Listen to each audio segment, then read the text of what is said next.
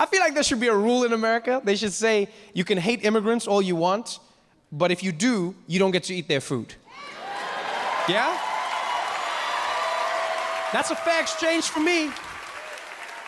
You hate immigrants, no immigrant food.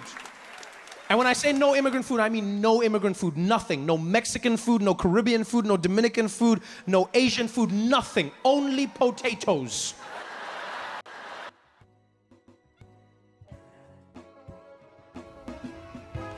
Washington, D.C. is one of the most diverse cities in the nation.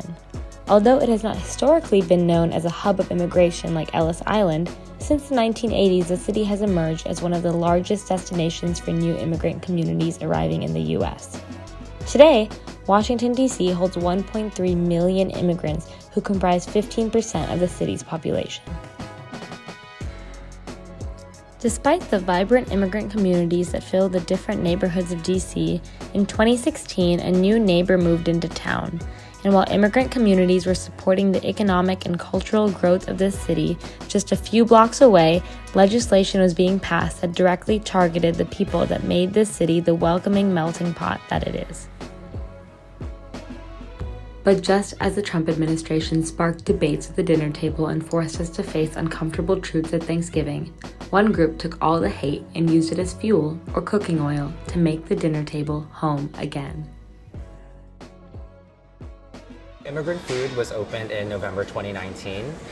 So our co-founder or our intellectual author founded this restaurant on the premise or on the idea of just, celebrating immigrants. Our first location was opened next to the White House during a time when the administration wasn't exactly the most welcoming of immigrants. We thought, what better way to make a statement than open a restaurant that's all about immigrants and immigration and the food of immigrants, literally steps away from the White House.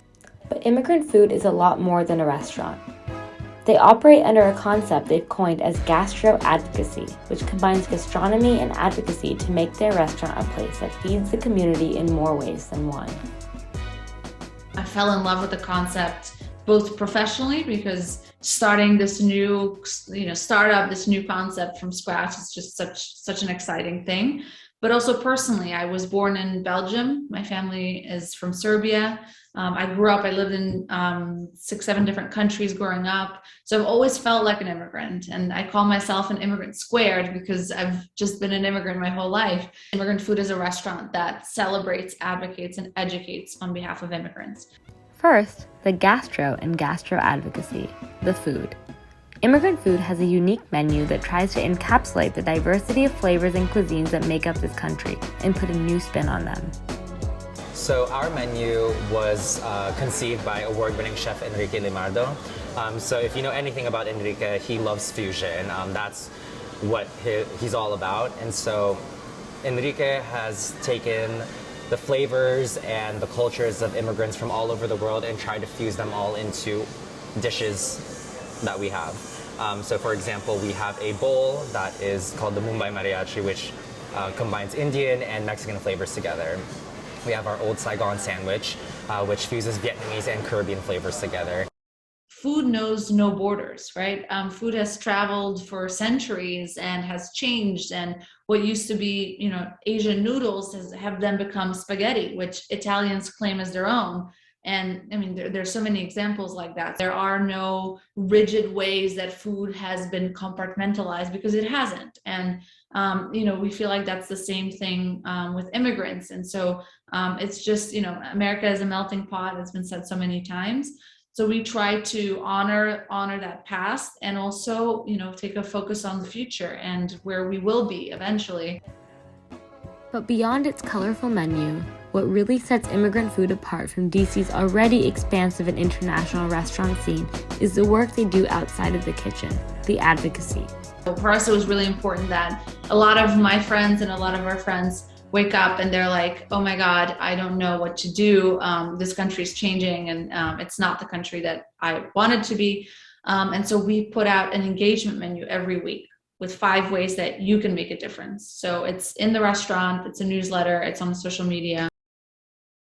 We work with 5 local NGOs in the DMV area that are all focused on different types of immigrant communities and immigrants, and they all work in different spaces. So for example, one of our NGO partners, they're called Care Coalition, they work with immigrants specifically in detention areas. So that's their main focus, in detention facilities. Another one of them is called APLRC, who works primarily with Asian immigrants in the DMV area. Originally, before COVID, our restaurant opened its doors not only to its customers, but also to our NGO partners. So our flagship location, which is the White House location, is based in downtown DC.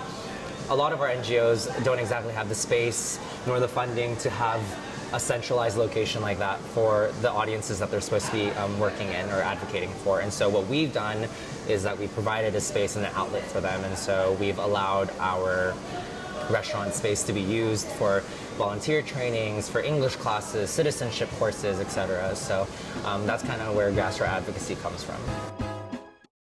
Immigration has always been a contentious issue in this country, but that doesn't mean that it always will. In fact, 3 out of 4 Americans say that they think immigration is a good thing for the U.S., according to a recent 2021 Gallup poll. While recent events have shown that immigrant food's fight is far from over, we may all have more in common than we think. If only we could talk it out over at the dinner table.